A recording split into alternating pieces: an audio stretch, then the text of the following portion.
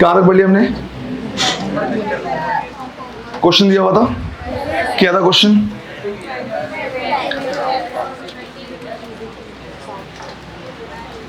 A person travels for 10 metre in E30, नीचे वाला है 20 मीटर है वेस्ट से 53 डिग्री। ओके, क्वेश्चन दिया हुआ था कि एक पर्सन है जो 20 मीटर चल रहा है और इसका डायरेक्शन दिया है वेस्ट से 53 डिग्री साउथ, राइट, वेस्ट से 53 डिग्री साउथ। और क्वेश्चन ये था कि हमें इसको क्या करना है, वेक्टर के फॉर्म में लिखना है ना, वेक्टर के फॉर्म में लिखना है ना। आज ये भी हम सीखेंगे कि ऐसा क्यों कर रहे हैं, वेक्टर के फॉर्म में क्यों लिख रहे हैं, ये सब कुछ हम क्या कर लेंगे, अभी देख लेंगे। तो सबसे पहले हमें अगर इसे वेक्टर के फॉर्म में लिखना है तो हमने क्या कर लिया, अपना कोऑर्डिनेट सिस्टम ले लिया और हमने बोला कि लेट्स से वाई एक्सिस में हमने नॉर्थ ले लिया है, तो ये हो जाएगा साउथ, ये वाला ईस्ट हो जाएगा, ईस्ट होगा, और ये हो जाएगा वेस्ट, राइट। उसके बाद हमने देखा कि 20 मीटर चल रहा है वेस्ट से 53 डिग्री साउथ की तरफ, तो पहले हम वेस्ट लेंगे, फिर यहां से 53 डिग्री इधर भी हो सकता है, इधर भी हो सकता है, तो इसमें किधर चला है, साउथ की ओर, राइट, साउथ की तरफ। तो हमने बोला ये इस तरफ जा रहा है, 20 मीटर चला है और ये वाला एंगल कितना है, 53 डिग्री। अब मुझे इसको वेक्टर के फॉर्म में अगर लिखना है तो यहां पे मुझे क्या लगाना पड़ेगा, यूनिट वेक्टर उस डायरेक्शन का जिस डायरेक्शन में क्या कर रहा है, जा रहा है। अब दिक्कत यह है कि ये जिस पर्टिकुलर डायरेक्शन में जा रहा है उधर का कोई यूनिट वेक्टर नहीं है। तो अब अगर उधर का यूनिट वेक्टर नहीं है तो हमें क्या करना होगा, इसको कंपोनेंट में रिजॉल्व करना होगा। कंपोनेंट में रिजॉल्व करने के लिए हमने क्या किया, यहां से इसको एक परपेंडिकुलर ड्रॉ कर दिया। तो या तो इधर कर सकते हो या फिर इधर कर सकते हो। अगर इधर परपेंडिकुलर ड्रॉ करोगे तो इसको 37 डिग्री एंगल ले लेना है, और अगर इधर कर रहे हो तो ये 53 डिग्री एंगल दिया हुआ है।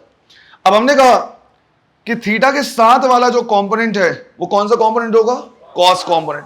तो इसको हमने लिखा 20 कॉस 53, और थीटा के सामने वाला कंपोनेंट तो ये जाएगा 20 साइन 53। साइन 53 कितना, राइट, 4/5, तो ये आ जाएगा कितना, 16 मीटर। इसी तरह से कॉस 53 कितना, 3/5, तो ये कितना आ जाएगा, 12 मीटर। अब 20 मीटर जिधर जा रहा था उधर का हमारे पास कोई यूनिट वेक्टर नहीं है, लेकिन ये 12 मीटर और ये 16 मीटर का यूनिट वेक्टर है। ये 12 मीटर दिख रहा है हमें किधर, माइनस एक्स एक्सिस में, और ये 16 मीटर दिख रहा है माइनस वाई एक्सिस में। इधर का यूनिट वेक्टर हमारे पास है, तो हम क्या कर सकते हैं, इसको लिख सकते हैं। हमने बोला कि S vector is equal to, right, S vector is equal to, अगर हम क्या करें देखिए तो हमने इसको लिख दिया सीधा सीधा कि 12 और इधर का लिखेंगे माइनस आई कैप, तो टोटल हो जाएगा माइनस 12 आई कैप। इसी तरह से 16 और माइनस जे कैप, तो हो जाएगा माइनस 16 जे कैप मीटर। ये हो जाएगा हमारा क्या, displacement in the form of vector. आया समझ में ये, राइट। तो वेक्टर के फॉर्म में ये डिस्प्लेसमेंट आ जाएगा। ऐसा क्यों कर रहे हैं ये अभी थोड़ी देर में हम क्या करने वाले, समझने वाले हैं, क्योंकि इससे हम क्वेश्चन सॉल्व करेंगे। बट वैसा करने के लिए सबसे पहले हमें ये पता होना चाहिए कि करना कैसे, राइट। आ गया था ये आंसर, देख लो, जिनसे नहीं बनाओ जल्दी से नोट करो जरा। हमारे पास मैग्नीट्यूड अलग से दिया हुआ था, राइट, और जो डायरेक्शन है वो अलग से दिया हुआ है। तो मैग्नीट्यूड अलग है, डायरेक्शन अलग है, दोनों को हमने कंबाइन करके वेक्टर के फॉर्म में लिख दिया। जब वेक्टर के फॉर्म में लिखते हैं तो हमें मैग्नीट्यूड और डायरेक्शन पे अलग अलग लिखने की जरूरत नहीं, क्योंकि ये पूरा का पूरा मैग्नीट्यूड भी हमको दे सकता है, और इससे हम क्या कर सकते हैं, डायरेक्शन भी निकाल सकते हैं, राइट। इसकी हेल्प से हम चाहें तो क्या कर सकते हैं, डायरेक्शन भी निकाल सकते हैं। तो हम ये भी सीख लेते हैं, राइट, ये भी सीखते हैं कि इससे वापस हमें मैग्नीट्यूड और डायरेक्शन कैसे निकालना है, राइट। समझो, अभी मैग्नीट्यूड और डायरेक्शन अलग अलग दिया, उसको कन्वर्ट कर दिया किसमें, वेक्टर के फॉर्म में। अगर वेक्टर का फॉर्म दिया है तो उससे मैग्नीट्यूड अलग करना और डायरेक्शन निकालना ये भी हमको आना चाहिए। तो पहले हम क्या कर रहे हैं, वो भी सीख ले रहे हैं। जनरल फॉर्म में अगर हम क्या करेंगे, किसी वेक्टर को लिखेंगे तो हम लिख सकते हैं a vector is equal to a x i cap plus a y j cap plus a z k cap.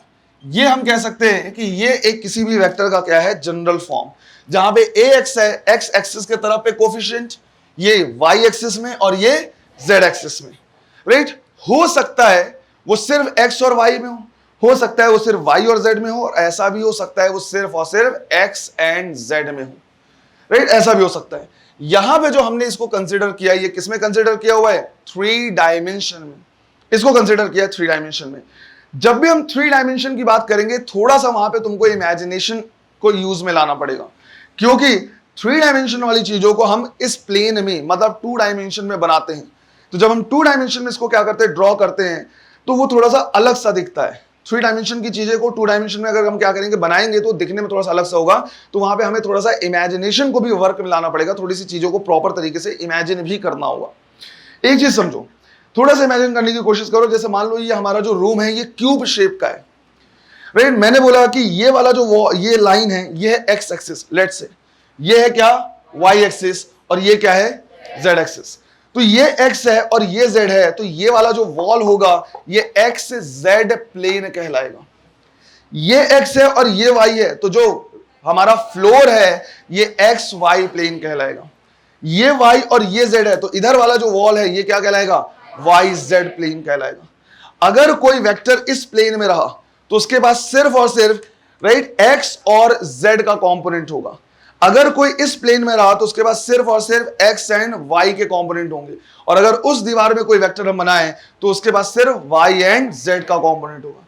लेकिन अगर कोई मान लो वेक्टर वहां से शुरू होकर उधर तक जा रहा है तो ये बेटा थ्री डायमेंशन में हो गया। इसके पास x component, y component as well as z component भी होगा। इसी तरह से अगर कोई वेक्टर सिर्फ इसी लाइन में है तो वो वन डायमेंशन में एक्स कंपोनेंट होगा, सिर्फ इसमें है तो जेड, और सिर्फ इसमें है तो, राइट, तो वन डायमेंशन हो सकता है, टू डायमेंशन हो सकता है, और तो यहां पे हमने एक थ्री डायमेंशन वेक्टर क्या कर लिया, कंसिडर कर लिया है, जिसका कंपोनेंट एक्स वाई जेड तीनों में। इसको मैं ड्रॉ कर रहा हूं, राइट, इसको मैं ड्रॉ कर रहा हूं। ये हमारा पास वेक्टर है और वेक्टर का ही फॉर्म है। जब हम इसे क्या करेंगे, ड्रॉ करेंगे, तो ये थ्री डायमेंशन में है। अब इसमें हम ऐसे तो ड्रॉ नहीं कर सकते, राइट, इस तरह से हमारे पास कोई पेन नहीं है कि हम ऐसे लाइन क्या कर दे, ड्रॉ कर दे। तो हमें ड्रॉ तो टू डायमेंशन में करना पड़ेगा, पर है क्या ये थ्री डायमेंशन। तो इसको हमें सही तरीके से क्या करना है, इमेजिन करना है। मेरा रिकमेंडेशन ये है कि जब जब तुमको टू डायमेंशन थ्री डायमेंशन वाली चीजों को टू डायमेंशन में क्या करना पड़े, ड्रॉ करना पड़े, सबसे बेस्ट तरीका होता है उसको विजुलाइज करने का एक क्यूब। एक क्यूब को अगर तुम क्या कर लो, बना लो, तो उसको बहुत अच्छे तरीके से तुम क्या कर सकते हो, विजुलाइज कर सकते हो। तो मान लो मैंने यहां पे क्या कर लिया, एक क्यूब बना लिया। तो जो क्यूब होता है वो कैसा ऑब्जेक्ट है हमारे पास, थ्री डायमेंशन ऑब्जेक्ट है, जिसको हमने ड्रॉ किया है किसमें, टू डायमेंशन प्लेन में, राइट। इस तरह से हमने क्या कर दिया, क्यूब बना लिया। समझो बेटा, ध्यान रखना, राइट। ये एंगल कितना है, 90 डिग्री। ये एंगल कितना है, 90 डिग्री है। भले वो दिख नहीं रहा है लेकिन वो एक्चुअल में कितना है, 90 डिग्री। ये वाला एंगल कितना है, ये भी 90 डिग्री है, राइट। ये एंगल पूरा का पूरा 90 डिग्री है।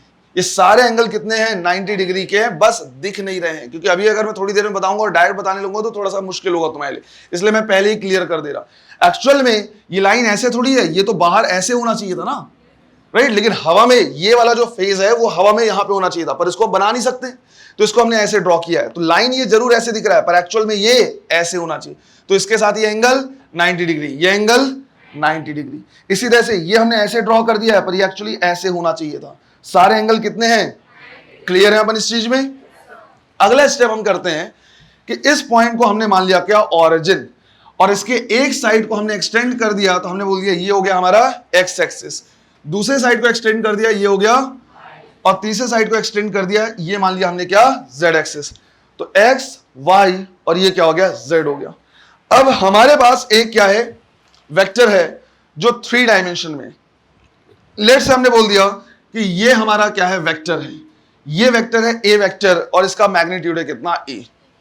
अब इसका हम क्या कर रहे हैं, कंपोनेंट ले रहे हैं। तो बेटा कंपोनेंट ध्यान रखना, एक्स एक्सिस वाला जो कंपोनेंट होगा, राइट, ये कहलाएगा एक्स। वाई एक्सिस वाला जो कंपोनेंट होगा ये कहलाएगा ए वाई, और जेड एक्सिस वाला जो कंपोनेंट होगा वो होगा ए जेड। ये हमने मान लिया। अब ए एक्स, ए वाई और ए जेड की मदद से मुझे क्या करना है, ए की वैल्यू निकालना है, राइट। मुझे क्या करना है, ए की वैल्यू निकालनी है। तो समझो बेटा, यहां पे सबसे पहले मैं क्या कर रहा है, एक लाइन ऐसे ड्रॉ कर रहा,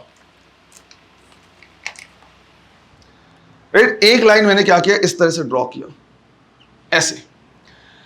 अब इसकी हेल्प से हमने यहां पे क्या किया है, एक राइट एंगल ट्रायंगल बनाया है। ध्यान देना, ये ग्रीन लाइन, ये ब्लू लाइन और ये वाली ब्लू लाइन, ये एक क्या है, राइट एंगल ट्रायंगल है। ये राइट एंगल ट्रायंगल है। ये राइट एंगल ट्रायंगल तुम इसमें ऐसे इमेजिन कर सकते हो कि एक ये वाली जो ब्लू लाइन है नीचे वाली, वो यहां से नीचे गया है, फिर ये वाला जो लाइन है वो उसमें है, और जो ग्रीन वाला है बॉडी डायगोनल वो यहां से आया है।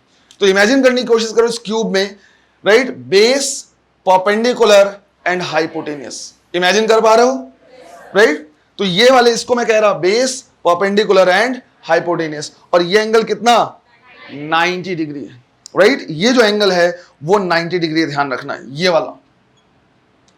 अब मैं इस ट्रायंगल की बात कर रहा हूं, राइट? इस सबसे बड़े वाले ट्रायंगल की बात कर रहा हूं। तो मैंने बोल दिया लेट्स से इस पॉइंट को बोल दिया P, इसको बोल दिया मैंने Q, और इस पॉइंट को बोल दिया मैंने क्या R, right? PQR।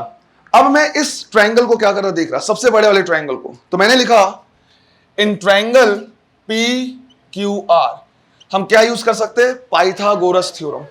Pythagoras theorem अगर हम क्या करेंगे यूज करेंगे तो हम क्या लिखेंगे, PR का square is equal to PQ का स्क्वायर प्लस QR का स्क्वायर, राइट? ये लिखा जा सकता है, राइट? लेकिन PQ की वैल्यू यहां से लेके यहां तक जो हमारा फेज डायगोनल था, इसकी वैल्यू अभी नहीं पता। सॉलिड स्टेट केमिस्ट्री पढ़ा होगा तुमने, उसमें बॉडी डायगोनल, फेस डायगोनल, ये सारी चीजें तुमने क्या की होगी वहां पे देखी होगी, राइट? अगर एक फेस में कोई डायगोनल बना दे तो वो फेस डायगोनल कहलाता है, और अगर ये पूरी बॉडी में एक डायगोनल बनाए तो वो क्या कहलाता है।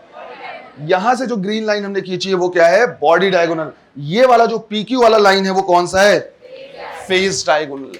क्लियर है ये?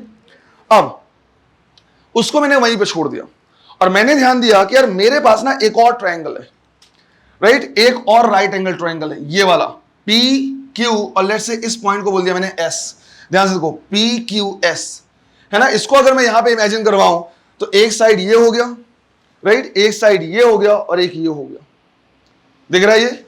तो जो फेस डायगोनल था इस वाले के लिए, वो फेस डायगोनल कैसा कहलाएगा इसमें, राइट? हाइपोटेनियस, है ना, इस वाले ट्रायंगल में, क्योंकि ये भी एंगल कितना है 90 डिग्री। तो ट्रायंगल PSQ में जो PQ है वो खुद क्या है, हाइपोटेनियस है।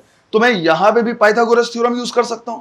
तो अगला मैंने बोला ट्रायंगल PQS, हाइपोटेनियस है हमारा PQ, तो हमने लिखा PQ का square is equal to PS plus SQ। तो यहां पे हम लिख रहे हैं PS का स्क्वायर प्लस SQ का स्क्वायर, लिख सकते हैं ये। PS की वैल्यू कितनी है, AX, राइट? इसकी वैल्यू है AX, और SQ की वैल्यू उतनी होगी जितनी AZ के बराबर, क्योंकि सामने आमने सामने ही है, राइट? जितनी वैल्यू ये है उतनी वैल्यू ये भी होगी। तो SQ कितना हो गया, AZ, राइट? तो मैंने PS की जगह पे क्या लिख दिया, AX स्क्वायर, और SQ की जगह पे क्या लिख दिया, AZ स्क्वायर। ये हो गया क्वेश्चन नंबर 2।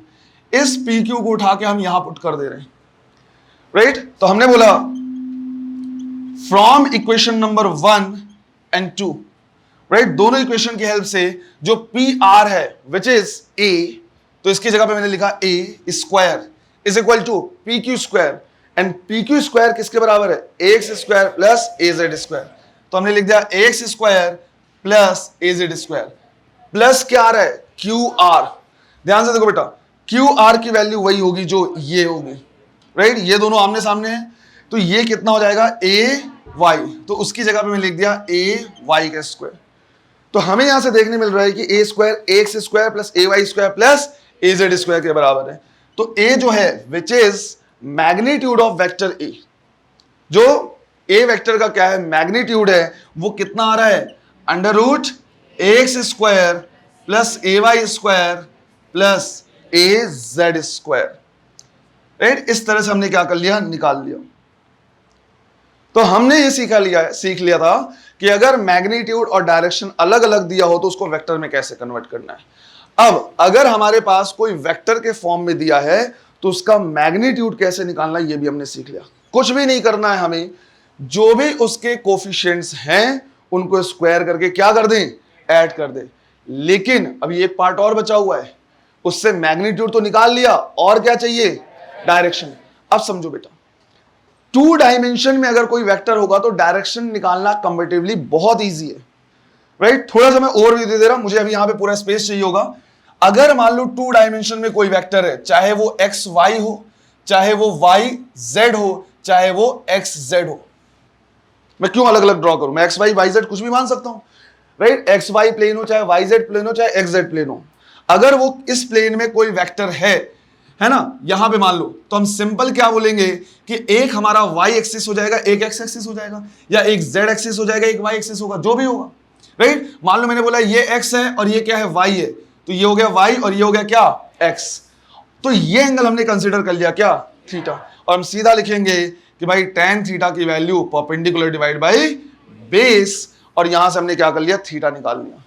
2 डायमेंशन में क्या कर सकते हैं हम, बहुत ही आसान तरीके से एंगल निकाल सकते हैं। तुम चाहो तो यहां से निकाल सकते हो बेटा, अगर ये थीटा हुआ तो ये क्या बचेगा, 90 माइनस थीटा, ये बहुत ईजी है। लेकिन अगर यही वेक्टर 3 डायमेंशन में हुआ तो फिर थोड़ा सा क्या हो जाता है, टफ हो जाता है। मान लो x है, y है, z है, और ये वेक्टर ऐसा है।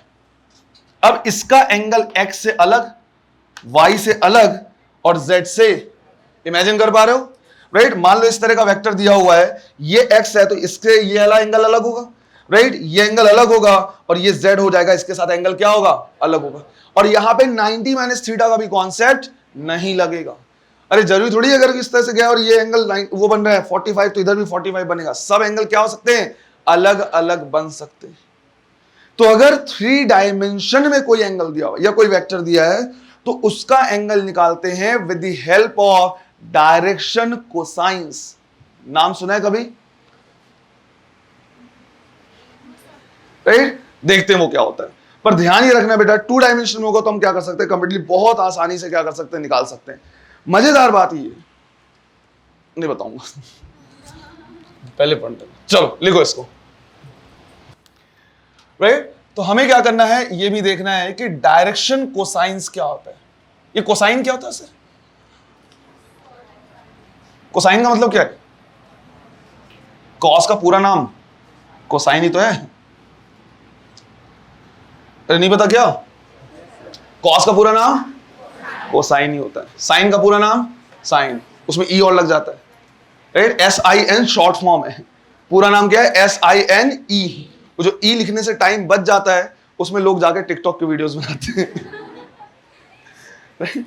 तो पूरा नाम है SINE, शॉर्ट फॉर्म में क्या लिख रहे हैं, SIN। ऐसी एक और जगह है, याद करो, पूरा नाम ए मोल होता है, यही होता है, और इसका सिंबल क्या है, यहां भी ई लिखने से जो टाइम बच जाता है वहां पे लोग जाके रील्स बना रहे हैं। टैन का पूरा नाम टेंजेंट, जो टैन थीटा होता है उसका पूरा नाम क्या है, टेंजेंट। सेक का सेकेंड, कोसेक का कोसेकेंड। अरे नहीं पता ही भैया, साइंस वाले स्टूडेंट कम से कम ये तो याद रखो पूरी। एनीवे, डायरेक्शन को साइंस कहने का मतलब है कॉस के हेल्प से हम क्या करते हैं, डायरेक्शन देते हैं यहां पे। अब यहां पे मैंने मान लिया कि ये जो है, राइट, अब इसकी रिक्वायरमेंट नहीं है, इनको हम हटा दे रहे हैं। ये जो है वो एक्स एक्सिस के साथ लेट से एंगल बना रहे कितना, अल्फा, वाई एक्सिस के साथ लेट से एंगल बना रहे कितना, बीटा, और जेड एक्सिस के साथ लेट से एंगल बना रहे कितना, गामा। अलग अलग एंगल क्या कर सकता है, बना सकता है। इसको थोड़ा सा इमेजिन करने की कोशिश कर रहा हूं मैं, तो ये ऐसे हो सकता है, राइट, कि ये एक्स एक्सिस है, ये वाई एक्सिस है, और ये क्या है, जेड एक्सिस, और ये हमारा जो 3 डायमेंशन में क्या है, एक वेक्टर है। एक हाथ से इतने सारी चीजें संभालना आसान नहीं होगा, है ना। हाँ, भगवान होते तो 4-5 हाथ होते हैं। एक्स, वाई और जेड। अब इसका एंगल इसके साथ अलग है, इसके साथ अलग, और इसके साथ अलग। अगर मैंने बोला ये एक्स एक्सिस है तो ये एंगल कितना, अल्फा, ये वाई एक्सिस है तो ये एंगल बीटा, ये जेड एक्सिस है तो ये एंगल गामा। ऐसे लिखा हुआ है यहाँ पे, है ना, इससे ज्यादा नहीं हो सकता कुछ और। अब मुझे क्या करना है, देखना है। तो मैं ये कह सकता हूं, कल हमने सीखा है कि थीटा के साथ लगा वाला जो एंगल होता है, राइट, वो क्या होता है, कॉस। तो हम लिख सकते हैं कि भाई जो कॉस अल्फा होगा, राइट, वो क्या होगा इसके लिए, बेस डिवाइड बाय हाइपोटेन्यूस। तो ये क्या लिख सकते हैं, AX डिवाइड बाय A। तो यहां से निकल के आया कि AX किसके बराबर हो जाएगा, राइट, A कॉस अल्फा के बराबर।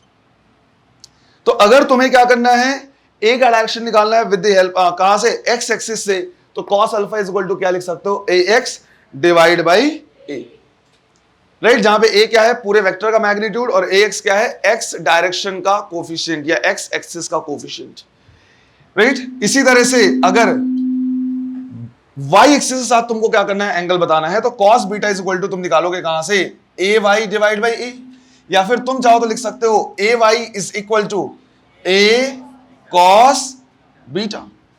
इसी तरह से अगर तुमको क्या करना है, जेड एक्सिस के साथ एंगल बताना है, तो cos gamma is equal to क्या लिखा जा सकता है, a z divide by a.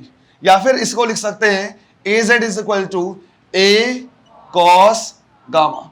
तो सिंस हम जो एंगल दे रहे हैं अल्फा बीटा या गामा वो कॉस के फॉर्म में दे रहे हैं, इसलिए यहां पे क्या लिखा हुआ है, direction cosines, right, direction cosine. अब ऑप्शन में हो सकता है वो एक्स के साथ हो सकता है वाई के साथ हो, या हो सकता है जेड के साथ हो। जिसके साथ भी वो आंसर होगा वही तुमको क्या कर देना है, लगा देना है। जैसे मान लो इसके साथ दिया हुआ एक्स के साथ दिया है तो अल्फा इज इक्वल टू क्या हो जाएगा, cos inverse a x by a. या बीटा के एक्स वाई के साथ दिया है तो beta is equal to cos inverse a y by b, a y by a. या जेड एक्स के साथ दिया हुआ है तो gamma is equal to cos inverse a z divide by a. तो जहां भी लिखा होगा ऑप्शन में जो भी होगा वो तुम क्या कर सकते हो, यूज कर सकते हो। लेकिन एक दिक्कत ये आती है कि सर मान लीजिए कॉस के फॉर्म में नहीं दिया है तो, राइट, अभी तो आपने बोला कि भाई alpha is equal to cos inverse इस तरह से, तो हो सकता है ऑप्शन ऐसे हो, cos inverse 1/2, cos inverse 1/3, cos inverse 1/4, ऐसे करके जो भी आंसर होगा उसको हम क्या कर देंगे, लगा देंगे। लेकिन अगर ऑप्शन कॉस के फॉर्म में दिया ही नहीं है तो साइन के फॉर्म में दिया हुआ है, ये tan के फॉर्म में दिया हुआ है, तो याद करो बेटा एंगल कन्वर्जन के टाइम पे एक पॉइंट सिखाया था मैंने कि अगर tan theta is equal to x दे दिया है या cos theta is equal to 1/2 दे दिया है, 1/3 दे दिया है, तो उससे तुम sin थीटा और tan थीटा निकाल सकते हो। कर सकते हो नहीं कर सकते हो? एक क्वेश्चन करवाया था मैंने, बोला फ्रिक्शन का एक क्वेश्चन में उठा रहा tan theta is equal to mu, तो बताओ sin थीटा और cos थीटा एक ट्रायंगल की हेल्प से तुम क्या कर सकते हो, निकाल सकते हो। तो मान लो cos alpha is equal to 1/3 आ गया, तो alpha is equal to cos inverse 1/3, पर ऑप्शन में ये कहीं नहीं दिख रहा, ऑप्शन में तो सारे साइन के फॉर्म में दिया हुआ है, तो तुम इससे क्या कर सकते हो, साइन भी निकाल सकते हो। एक राइट एंगल ट्रायंगल बनाओगे, कॉस की वैल्यू दी है तो साइन की वैल्यू, अगर tan के फॉर्म में दिया है तो आंसर tan के फॉर्म में भी दे सकते हो। अरे आ रही बात समझ में, राइट, सिंपल से ये करना है। एक चीज इसमें क्या करना है और देखना है, देखो बेटा मान लो मैंने बोला कि ये मेरे पास है इक्वेशन नंबर 1, ये मेरे पास है इक्वेशन नंबर 2 और ये है क्या है इक्वेशन नंबर 3। मैं तीनों इक्वेशन को स्क्वायर करके ऐड कर दे रहा हूं, तो हमने यहां पे लिखा on squaring and adding equation number 1, 2 and 3, तीनों को स्क्वायर करके ऐड कर दे तो लेफ्ट हैंड साइड में क्या मिलेगा, cos square alpha plus cos square beta plus cos square gamma is equal to right hand side में क्या मिलेगा, x square by a square plus a y square by plus a z square by, denominator सबका same है तो नीचे लिखा जा सकता है ए स्क्वायर और ऊपर में क्या लिखेंगे, x square plus a y square plus a z square. और ये भी किसके इक्वल होता है, अभी तो लिखा है हमने a is equal to under root x square plus a y square plus a z square, square कर दो तो वही हो जाएगा। अरे आ रही बात समझ में, डिवाइड बाई ये दोनों कैंसिल, कितना आ गया, तो एक तरीके से प्रॉपर्टी हो जाती है कि भैया cos square alpha plus cos square beta plus cos square gamma is equal to 1। कई बार इस तरह से जब मॉड्यूल वगैरह तुम इधर उधर के क्वेश्चन वगैरह क्या करोगे, सॉल्व करोगे, तो इस तरह से दिया रहेगा कि इनमें से कौन सा रिलेशन सही है, cos square alpha plus cos square beta plus cos square gamma is equal to 1। मजेदार बात यह है कि इसकी जरूरत तुमको बहुत कम पड़ेगी या नहीं पड़ेगी जब भी तुम यहां पे वेक्टर वगैरह के क्वेश्चन सॉल्व करोगे, क्योंकि समझो बेटा मेन मोटिव वेक्टर पढ़ना नहीं है, मेन मोटिव फिजिक्स पढ़ना और उस फिजिक्स में जो वेक्टर आ रहा है उसको पढ़ना। इसका ये बिल्कुल भी मतलब नहीं है कि तुमको वेक्टर में क्या करना है, बिल्कुल एक्सपर्टीज वो करनी है, तुमको उतना आना चाहिए जो फिजिक्स में काम आए। वो डायरेक्ट वेक्टर के क्वेश्चन नहीं पूछेगा, हाँ प्रैक्टिस प्रॉब्लम में, डीपीपीज में, टेस्ट मटेरियल में, या फिर अगर कहीं के इधर उधर के तुम मॉड्यूल्स वगैरह सॉल्व करोगे तो उसमें जरूर वेक्टर का अलग से टॉपिक और खूब सारे वेक्टर के क्वेश्चन हो सकते हैं, बट सिलेबस में वेक्टर नहीं बल्कि क्या है, फिजिक्स है। उस फिजिक्स में जितना वेक्टर तुमको यूज करना है वो तुमको अच्छे तरीके से आना चाहिए। उसमें बहुत ही कम या रेयर ऐसा होगा कि 3 डायमेंशन वहां पे आ जाए। वहां पे जनरली जो वेक्टर्स वगैरह होंगे, जो वेलोसिटी वेक्टर होगा, डिस्प्लेसमेंट वेक्टर होगा, जनरली वो क्या होगा, 2 डायमेंशन का ही होगा। और 2 डायमेंशन में मैंने भी बताया सीधा tan थीटा से एंगल निकाला जा सकता है। इनफैक्ट अभी हम क्या करने वाले, सॉल्व भी करने वाले। 3 डायमेंशन जब भी अगर आएगा, जो कि नहीं आएगा, वो डायरेक्शन कोसाइन से तुम क्या कर सकते हो, निकाल सकते हो। तो सर आपने फिर क्यों पढ़ाया? क्योंकि भैया तुम बहुत दिमाग खाते हो फिर सर ये क्या होता है, डायरेक्शन कोसाइन क्या होता है, क्योंकि तुम इधर उधर के मॉड्यूल्स वगैरह क्या करोगे, सॉल्व करोगे, तुम आओगे सर ये cos square alpha plus beta plus gamma ये 1 कैसे आई, ये सारी चीजें। तो उन सरदर्दी से बचने के लिए मैंने क्या कर दिया है, बता दिया है। पर मैं ये भी बता दे रहा हूँ फिजिक्स में तुम डायरेक्ट यूज तुम्हारे लेवल पे या नीट के लेवल पे तो तुम शायद ही यूज करो। हाँ, तुम अगर वेक्टर का मॉड्यूल उठा लोगे या मॉड्यूल में वेक्टर का टॉपिक दिया उसमें जरूर क्वेश्चन दिए हुए, बहुत टाइप के क्वेश्चन दिए हुए, लेकिन ध्यान रखना है मेन मोटिव क्या है। और फिजिक्स को वेक्टर की हेल्प से हम क्या करेंगे, सॉल्व करेंगे, तो इसका रेयर यूज है, लेकिन उसके बावजूद मैंने क्या कर दिया, बता दिया है। कर सकते हो ये, इनकेस अगर आ भी गया तो पढ़ाया हुआ है, क्लियर है, राइट। इनको भी नोट कर लो, राइट। कोई वेक्टर दिया हुआ है, let's say a vector is equal to 3i cap plus 2j cap plus k cap, इस तरह से दिया हुआ है। और हमें क्या करना है, डायरेक्शन कोसाइन से निकालना है। तो सबसे पहले हमें क्या करना होगा, इसका मैग्नीट्यूड निकालना होगा। मैग्नीट्यूड हम क्या करेंगे, निकालेंगे तो ये हो जाएगा 3 square plus 2 square plus 1 square, 9 plus 1 10, और ये कितना 14, कितना आ गया √14। अगर x के साथ वैल्यू हमें निकालनी है तो हम क्या लिखेंगे, cos alpha is equal to ax divide by a, तो कितना हो जाएगा 3 डिवाइड बाई √14। तो अल्फा की वैल्यू cos इनवर्स 3/14, तो या तो ये ऑप्शन में होगा। अगर मान लो ये ऑप्शन में नहीं मिला तो cos beta is equal to ay by a, right, जिसको लिखेंगे क्या 2/√14। तो beta is equal to cos inverse 2/√14 हो सकता है ये, या फिर cos gamma az divide by a, right, क्या लिखेंगे 1 डिवाइड बाई √14, ये हुआ। इन केस क्या हो गया गाल दुखने लगे। इन केस ये ऑप्शन में नहीं है, मान लो साइन इनवर्स के फॉर्म में या टेन इनवर्स के फॉर्म में है, तो कुछ नहीं बेटा, cos theta is equal to क्या होता है, perpendicular divide by base divide by hypotenuse. एक राइट एंगल ड्रॉ करना है, बेस की जगह पे 3 लेना है, हाइपोटेनियस की जगह पे क्या लेना है √14, और परपेंडिकुलर निकाल लेना है। अब साइन के फॉर्म में दिया होगा तो परपेंडिकुलर डिवाइड बाई हाइपोटेनियस, और टेन के फॉर्म में दिया होगा तो परपेंडिकुलर डिवाइड बाई बेस। ये ऑलरेडी सीखा हुआ है सेकंड लेक्चर में, हमने एंगल कन्वर्जन के बाद सेकंड लेक्चर में सीखा है, नहीं सीखा है? मैंने तुमको बोला है बेटा कोई क्लास मिस नहीं करना है, हर एक टॉपिक लिंक बाय लिंक इस तरह से जुड़ता जाएगा। अगर उनको तुम समझते जाओगे तो वही सारी चीजें इतनी आसान हो जाएगी, इतनी नॉर्मल हो जाएंगी, तुमको लगेगा नहीं कि पहले हमको यही चीज इतना टफ लगता था। इतने टाइम से पढ़ रहे हो, इंटीग्रेशन ये सब डिफरेंशियल इतना हुआ बना रखा था, आज आ रहा है ना, अब ऐसी है बेटा, सब समझ में आ जाएगा, है ना। इस एग्जांपल को भी ऐसे नोट कर लो, आगे देखते हैं फिर।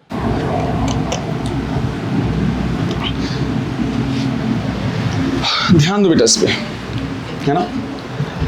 बार बार मैं आज जब से आया हूं तो बस वही बोल रहा हूं, अगर मेरे पास मैग्नीट्यूड और डायरेक्शन है तो मैं उसको वेक्टर में कन्वर्ट कर सकता हूं, और अगर मेरे पास वेक्टर है तो मैं उससे मैग्नीट्यूड निकाल सकता हूं और डायरेक्शन निकाल सकता हूं।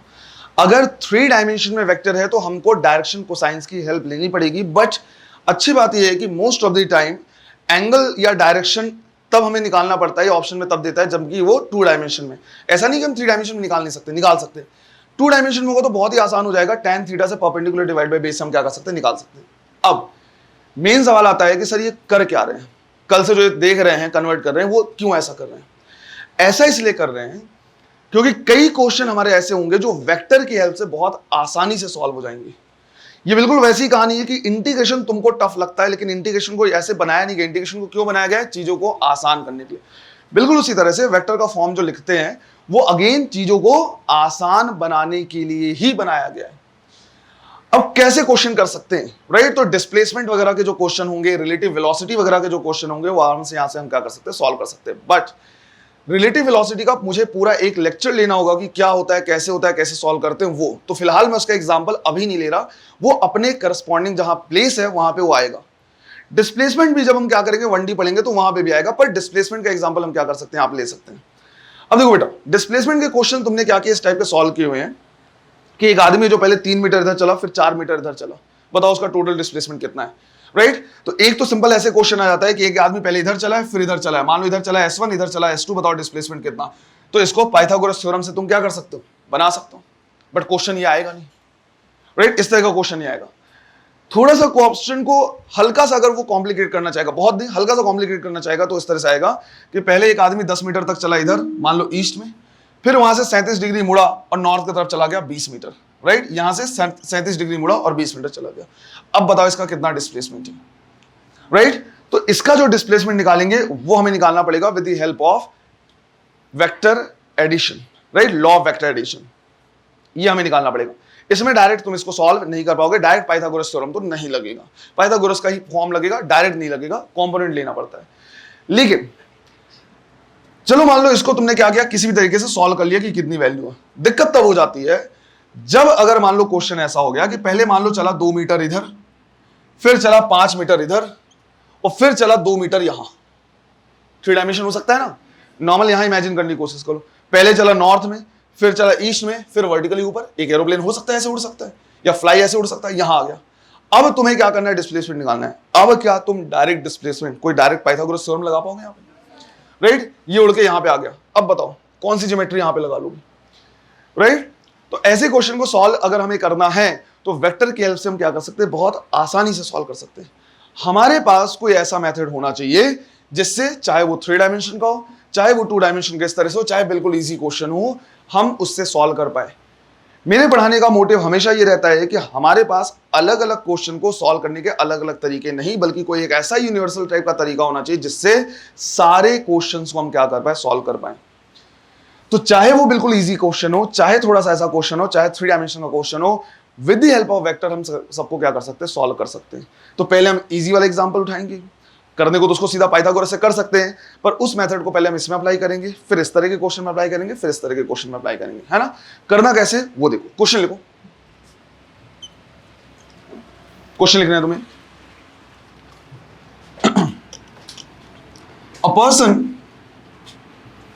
a person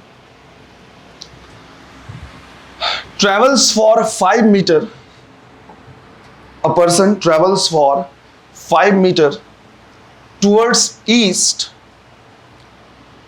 travels for 5 meter towards east, and then for 2 meter, then for 2 meter towards south, 2 meter towards south. Find his total displacement. Find his total displacement. देखो, तो मुझे पता है यार सिंपल सा पाइथागोरस थ्योरम से आ जाएगा, लेकिन हमें पाइथागोरस थ्योरम नहीं, हम तो क्या कर रहे हैं, ये सिंपल सा एग्जांपल ले रहे हैं कि वेक्टर से कैसे सॉल्व करना है। तो क्या लिखा है मैंने, 5 मीटर पहले किधर चला है, ईस्ट में चला है, फिर 2 मीटर किधर चला है, राइट, साउथ में चला है। अब इस पैटर्न को, क्वेश्चन को सॉल्व करने के लिए सबसे पहले ये जो मैग्नीट्यूड और डायरेक्शन अलग अलग दिए हुए हैं, मैग्नीट्यूड और जो डायरेक्शन अलग अलग दिया हुआ है, इनको हम क्या करेंगे, कन्वर्ट कर लेंगे वेक्टर के फॉर्म में। वेक्टर से हम क्या करेंगे, सॉल्व करेंगे। तो सॉल्व करने के लिए हमें क्या करना है, हमेशा कोऑर्डिनेट का यूज करना है। अब ये हमारा क्या है, एक्स एक्सिस है, ये वाई एक्सिस है। ऐसा हमेशा होता नहीं है, पर जनरली हम ये मान लेते हैं कि इधर क्या है, नॉर्थ, साउथ, ये हो जाएगा हमारा ईस्ट, ये हो जाएगा वेस्ट। अब हम ये देख रहे हैं कि पहले 5 मीटर चला है किधर, टुवर्ड्स ईस्ट, तो हमने इसको चला दिया 5 मीटर ईस्ट की तरफ, ये चला 5 मीटर। उसके बाद 2 मीटर चला है किधर, साउथ, ये चल गया 2 मीटर साउथ, राइट? ये पहला वेक्टर, ये दूसरा वेक्टर। ऑब्वियस सी बात है, हमें इनका रिजल्टेंट निकालना है, तो रिजल्टेंट तो हो जाएगा ये, और ये पाइथागोरस थ्योरम से आ सकता है, पर फिलहाल हम पाइथागोरस हम थोड़ा सा क्या कर रहे हैं, वेक्टर के फॉर्म में कन्वर्ट कर रहे हैं। तो इसको हम क्या करेंगे, वेक्टर के फॉर्म में कन्वर्ट करेंगे। तो वेक्टर के फॉर्म में कन्वर्ट हमें ऐसे करना है कि भाई चलो S1 वेक्टर हो गया कितना, 5 मीटर किधर चला है, ईस्ट में, आई कैप लिख सकते हैं। तो इसको हमने लिख दिया क्या, 5 आई कैप मीटर। S2 वेक्टर 2 और किधर चला है, -j में, क्या लिखेंगे, -2j कैप मीटर। फिर हमें वेक्टर निकालना है, तो हम S1 vector plus S2 vector, vector में हमें क्या करना है, डायरेक्ट ऐड कर देना है। डायरेक्ट ऐड करेंगे तो आंसर आ जाएगा 5 आई कैप -2j कैप मीटर। ये आ गया हमारा क्या, टोटल डिस्प्लेसमेंट। बट क्वेश्चन उसने आई कैप जे कैप के फॉर्म में तो पूछा नहीं था, उसने ईस्ट, नॉर्थ, साउथ इस डायरेक्शन में पूछा था। तो हमें आंसर भी उसी के फॉर्म में क्या करना है, देना है। तो आंसर हमारा वेक्टर के फॉर्म में आ गया है। इससे हमें मैग्नीट्यूड निकालना है और क्या निकालना है, डायरेक्शन निकालना है।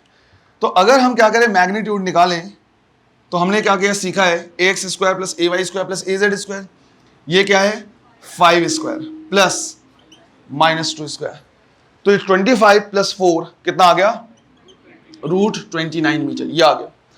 पर ये आंसर अभी हमारा क्या है, अधूरा है। हमें और क्या बताना है, डायरेक्शन बताना है। तो अगर हमें क्या करना है, डायरेक्शन बताना है, तो हमें यहाँ पे क्या करना पड़ेगा, एंगल बताना पड़ेगा। मैंने बोला एंगल हमेशा किससे आ जाएगा बेटा, tan थीटा से आ जाएगा, राइट। तो तुम यहाँ पे लिखोगे tan theta is equal to perpendicular divide by base. इसके लिए परपेंडिकुलर की वैल्यू कितनी है 2, बेस की वैल्यू कितनी है 5। ध्यान रखना बेटा, जनरली अगर तुम्हें हॉरिजॉन्टल से क्या करना है, एंगल बताना है, तो y एक्सिस वाला क्या होगा, परपेंडिकुलर होगा, और z एक्सिस वाला क्या हो जाएगा, सॉरी x एक्सिस वाला क्या हो जाएगा, बेस हो जाएगा। तो यहां से तुम लिखोगे क्या, 2 डिवाइड बाई 5। तो थीटा की वैल्यू कितनी लिखेंगे, tan इनवर्स 2/5। लेकिन ये हमारा आंसर नहीं है, राइट, ये हमारा आंसर नहीं है। डायरेक्शन ऐसे थोड़ी बताते हैं। अगर मान लो मैंने तुमसे पूछा कि भाई मुझे वहां जाने के लिए कैसे चलना पड़ेगा, तो तुम ये बोलोगे 45 डिग्री में चलना शुरू कर दो। अबे ये कोई डायरेक्शन है क्या? अगर तुम बोलोगे सर 45 डिग्री में, तो भाई कहां से 45 डिग्री लूं मैं और किस तरफ लूं? तो कोई भी एंगल डायरेक्शन में तब कन्वर्ट होगा जब तुमको ये भी बताओगे कि उस एंगल को कहां से लेना है और किधर लेना है। अगर मैं तुम में से डायरेक्शन पूछोगे कि सर वहां जाना है, मुझे राजेश सुपर मार्केट जाना है, बताइए किधर से जाऊं, तो मैं बोलूंगा 29 डिग्री उसमें डिग्री में चलना शुरू कर दो। तुम बोलोगे कैसे 29 डिग्री या 45 डिग्री में, कहां से? तो ये भी बताना पड़ेगा मुझे कहां से और साथ में किधर। तो सिर्फ इतना नहीं लिखना है, राइट। तो मुझे ये पता चला कि थीटा कहां से है, ईस्ट से। किसके तरफ है, साउथ की तरफ से। तो हम आंसर देंगे, हमारा जो आंसर होगा वो हो जाएगा क्या, ईस्ट से थीटा डिग्री साउथ की तरफ। आ रहा है समझ में? तो ये हमारा एक्चुअल आंसर होगा। और थीटा की वैल्यू कितनी है, tan इनवर्स 2/5। तो हम लिखेंगे ईस्ट से tan इनवर्स 2/5 किधर, साउथ में। ये होगा हमारा क्या आंसर। तो हम बोलेंगे रूट 29 मीटर चला है ईस्ट से tan इनवर्स 2/5 साउथ के तरफ। ये हो गया हमारा कंप्लीट आंसर। अब तुमको ये लग सकता है सर थोड़ा सा लेंथी प्रोसेस लग रहा है, वो इसलिए लग रहा है बेटा क्योंकि क्वेश्चन बिल्कुल ही सिंपल सा है। मैं इसमें डायरेक्ट पाइथागोरस थ्योरम लगा के निकाल सकता था, बट क्वेश्चन ये थोड़ी आएगा, क्वेश्चन आएगा थोड़ा सा कॉम्प्लिकेटेड। उसमें अगर तुम क्या करोगे, ये निकालने की कोशिश करोगे तो तुम्हारा काम नहीं चलेगा, राइट। लेकिन अगर वेक्टर के फॉर्म में कन्वर्ट करें तो आसानी से हम क्या कर सकते हैं, सॉल्व कर सकते हैं। तो अगला क्वेश्चन भी हमको क्या करना है, देखना है। पहले इसको नोट कर लो।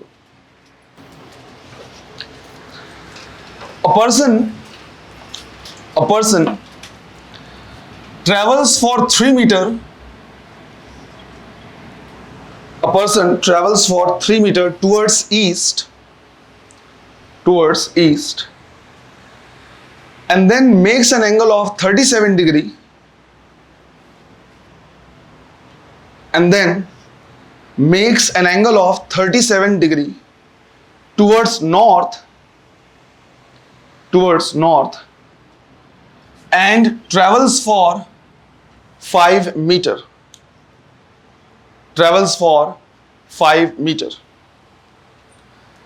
Find his displacement.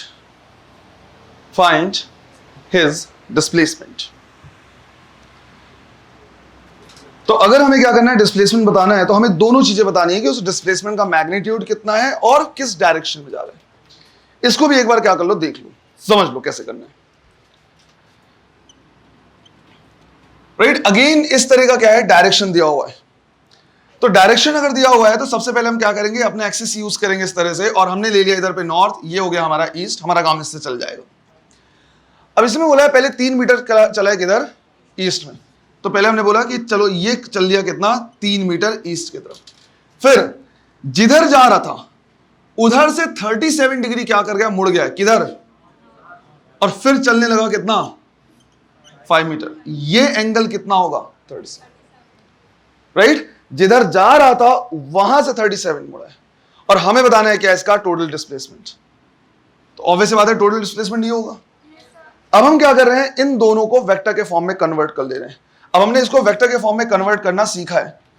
पहला जो वेक्टर है हमारे पास S1 वेक्टर, उसको हम सीधा सीधा लिखेंगे कितना, थ्रू आई कैप। लेकिन बेटा S2 वेक्टर जब हम क्या करेंगे देखेंगे, ये 5 मीटर जिधर जा रहा है, राइट, ये जिधर जा रहा है उसके लिए हमारे पास डायरेक्ट कोई वो यूनिट वेक्टर नहीं है। तो हमने क्या किया, इसको कंपोनेंट में रिजॉल्व कर दिया, राइट। इसको हमने कंपोनेंट में रिजॉल्व कर दिया। यहां से हमने परपेंडिकुलर ड्रॉ किया और हमने बोला ये कितना हो जाएगा, 5 cos 37। cos 37 कितना, 4/5। तो ये आ जाएगा कितना, 4 मीटर। और ये हो जाएगा हमारे पास कितना 5 sin 37, 3/5 तो कितना हो जाएगा 3 मीटर। ध्यान दो बेटा, यहां पे जो मैं तुम्हें बता रहा हूं ये और कुछ नहीं, ये triangle law of vector addition ही है, जहां पे हम a square plus b square plus 2ab cos theta कर सकते थे। a square plus b square plus 2ab cos theta कर सकते थे। a और b का मतलब समझ में आया? हम कर सकते थे, कोई दिक्कत नहीं है। बस मैंने तुमको यहां पे बताया नहीं है और उसको क्या करा, मैं डायरेक्ट वेक्टर के फॉर्म में क्या करा रहा, सॉल्व करा रहा। दोनों चीजें सेम है। दिक्कत ये हो जाती है कि अगर यही 3 डायमेंशन में हुआ तो तुम्हारा a square plus b square क्या हो जाएगा, मुश्किल हो जाएगा। अगर यही 3 डायमेंशन में हो गया तो उससे क्या हो जाएगा, मुश्किल हो जाएगा। तो अब मैं ये नहीं चाहता कि पहला वाला जो क्वेश्चन किया उसके लिए तुम पाइथागोरस थ्योरम याद रखो बिल्कुल, दूसरे वाले के लिए तुम direct a square plus b square cos theta, और तीसरे वाले के लिए ये मेथड। मैं ये जान रहा हूं कि एक ही से यार सब कर लो, है ना। हमें आ रही प्रैक्टिस होनी चाहिए, फिर जहां पे जो मन करे वो तुम क्या कर सकते हो, यूज कर सकते हो। तो ये और कुछ नहीं, वही है, बस इसको मैं अलग फॉर्मेट में क्या कर रहा बता रहा हूं। किस फॉर्मेट बता रहा हूं? इनको वेक्टर के फॉर्म में पहले क्या करना है, कन्वर्ट करना है। पहले को कर लिया, दूसरे का वेक्टर क्या क्या लिखूं मैं, बोलो जरा, बोलो बोलो बोलो।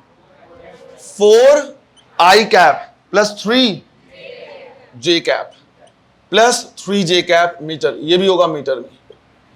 अब हम टोटल क्या कर सकते हैं, निकाल सकते हैं वेक्टर। हम सीधा सीधा वेक्टर के फॉर्म में ऐड कर सकते हैं s1 वेक्टर प्लस, ध्यान ये रखना, i कैप के साथ ही जुड़ सकता है या माइनस हो सकता है, j के साथ और k के साथ।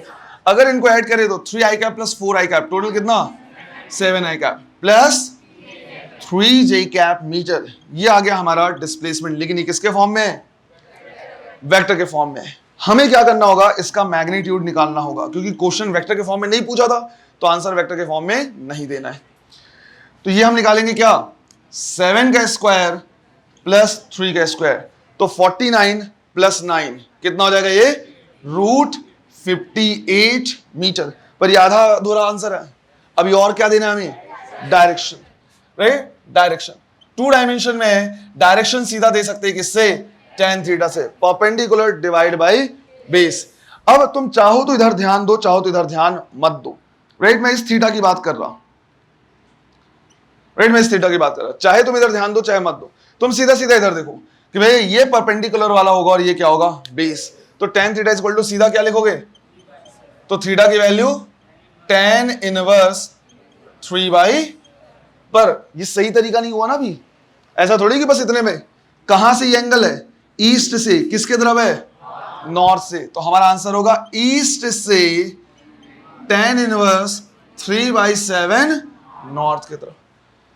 सर मान लीजिए लेकिन आंसर में कोई भी ऑप्शन tan इनवर्स के फॉर्म में है ही नहीं, तो क्या हम उसको साइन और कॉस में कन्वर्ट कर सकते हैं, बिल्कुल।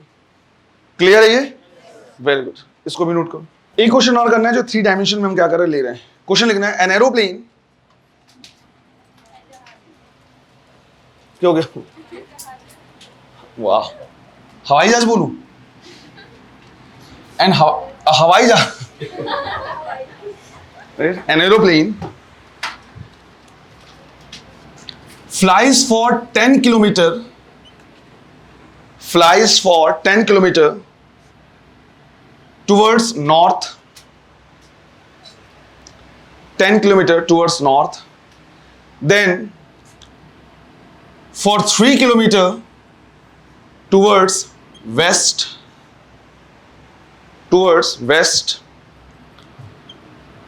then 5 kilometer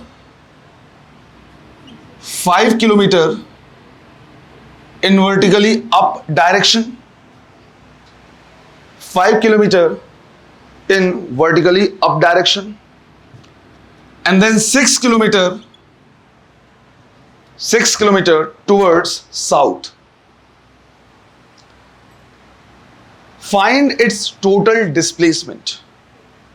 Find its total displacement. सिर्फ मैंने कंसीडर कर लिया कि भाई ये नॉर्थ है, ये साउथ है, ये ईस्ट है, ये वेस्ट है, ये वर्टिकली अप और ये वर्टिकली डाउन। अगर एक्स एक्सिस और वाई एक्सिस को मैंने डायरेक्शन के लिए यूज कर लिया तो जेड एक्सिस वर्टिकली अप दे सकता है और माइनस जेड वर्टिकली डाउन दे सकता है। देगा ही जरूरी नहीं है, ऐसा कुछ फिक्स नहीं था, पर वर्टिकली अप वर्टिकली डाउन देख सकते हैं। इस प्लेन के बाहर जो डायरेक्शन निकलता है कैसे रिप्रेजेंट करते हैं उसको, डॉट से, और जो प्लेन के अंदर जा रहा होता है उसे क्रॉस से, क्योंकि तुम ड्रॉ तो कर नहीं सकते ना, वे हैरी पॉटर थोड़ी हो ऐसे ड्रॉ करोगे। तो वर्टिकली अप को या फिर इस प्लेन के बाहर को कैसे डॉट से रिप्रेजेंट करेंगे, और इस प्लेन के अंदर जो जा रहा है वो क्रॉस से। तरीका याद है, बताया था टीचर ने कैसे याद रखने वाला, कि अगर कोई एरो तुम्हारे साइड आ रहा है तो तुमको उसका पॉइंटी हेड दिखेगा ना, तो ऐसा लगेगा जैसे ये बाहर आ रहा है, और अगर वो तुमसे दूर जा रहा है तो पीछे वो बैलेंस करने के लिए जो फेदर लगे होते हैं वो क्रॉस से दिखेंगे, मतलब तुमसे दूर जा रहा है। ऐसा लड़के इमोशनल ना हो तुमसे दूर जाने वाली बात सुन के, है ना, तुरंत इमोशनल हो जाते कुछ भी आलतू फालतू सुन के, है ना। तो उसको ड्रॉ करने की जरूरत नहीं पड़ेगी, सीधा तुम क्या कर सकते हो, बना सकते हो।